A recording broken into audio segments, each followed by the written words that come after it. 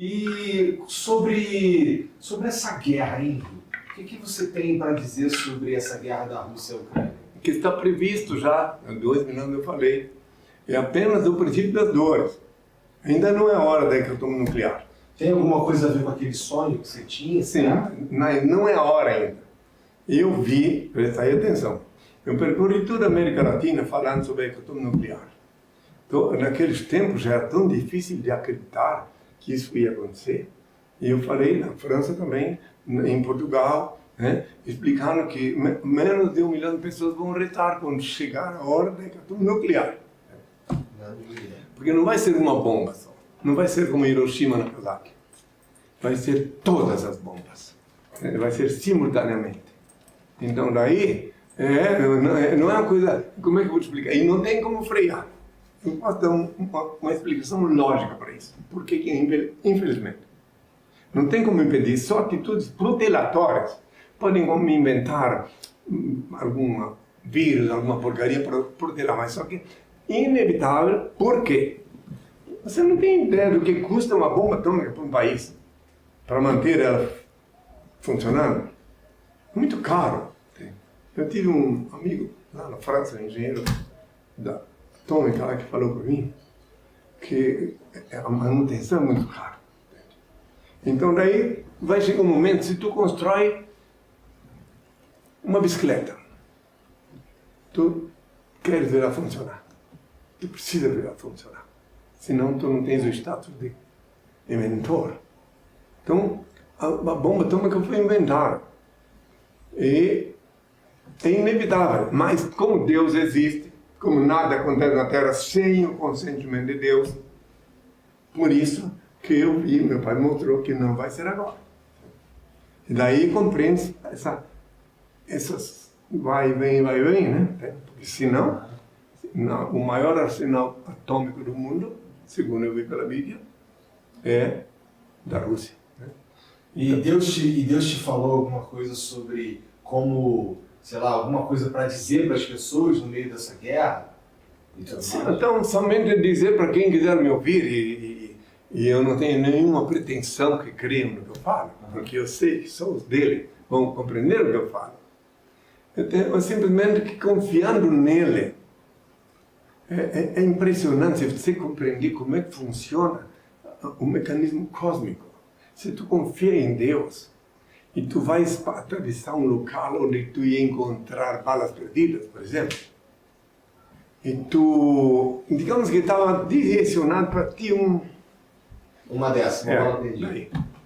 Fura teu pneu, a polícia te para na estrada, até te prende, para tu não ir naquele lugar onde tu ia passar e acontecer isso. O mecanismo divino é tão fantástico, mas poucos compreendem, poucos podem compreender. Então, às vezes uma pessoa perde... Aqui no Brasil, uns anos atrás, assim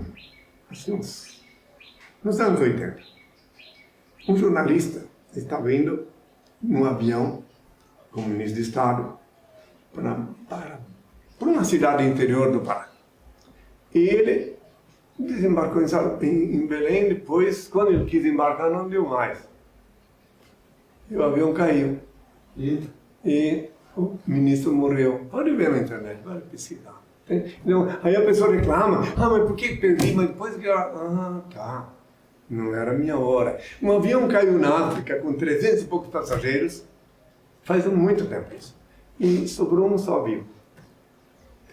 E tem vezes que acontece, mas como é que pode? Não, aquele terremoto matou 700 pessoas, ou 1.000 pessoas, 10.000 pessoas. Como é que pode?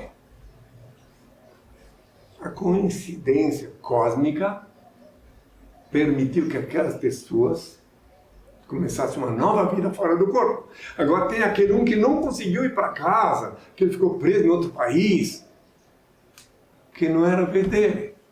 Você tem que compreender que existe um mistério muito grande na cosmologia. Tem a ver também, dá para olhar para a pandemia pelo mesmo prisma. Claro.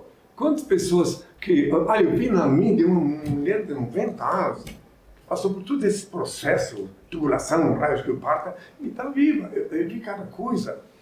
Então, porque não é a hora, não tem. Não, ninguém, eu sempre digo, quem quiser compreender, compreenda, que ninguém mora na véspera.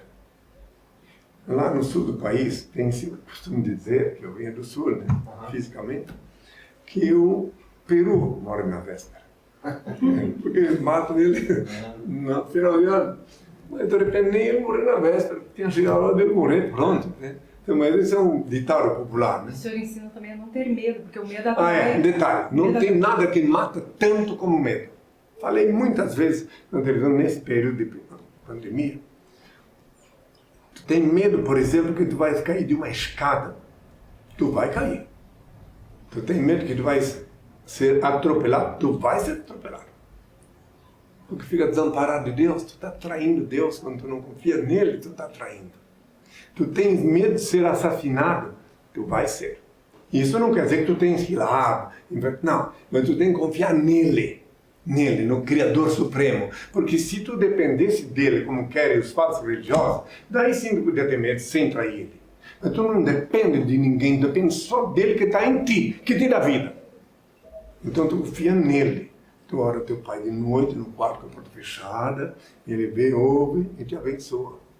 Tem? Tu não precisa sair atrás de ninguém nem nada para tu ter a proteção dele.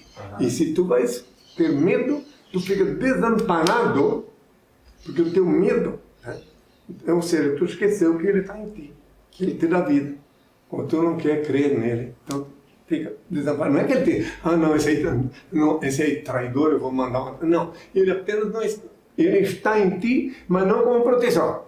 A partir do momento que tu repudiasse a proteção dele com medo. Então eu falei muitas vezes na web esses dias aí, esses 2 anos para cá, que esse vírus, ele é inofensivo perto do medo dele.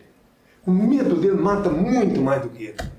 Muito mais. Tu vê pela mídia, como eu vi, milhares de... Na mídia, aquela mídia... A funerária, né? Centenas de ataúdes esperando por ti. Tu vê pela mídia, centenas de buracos cavados esperando por ti. Sim, tu tendo medo, né? Aí tu olha, na hora que tu fosse acometido pelo vírus, e que tu precisa desse fiozinho de vida para viver, para respirar. Tu precisa respirar. Aí tu fica com medo, tu te lembra do que tu visse lá dizer, para lá que eu vou. Aí a tua mente bloqueia esse último fiozinho de vida, e daí tu vai para lá. A tua mente bloqueia. Agora se tu confia plenamente no teu Criador, no teu Senhor, teu Deus, sabendo que a vontade dele é soberana, que se ele quer que tu fique aqui, tens que cumprir uma missão aqui, então não tem perigo. E se tu porventura cai numa armadilha qualquer, então é porque, se tu continua confiando nele, então é porque tinha chegado a tua hora.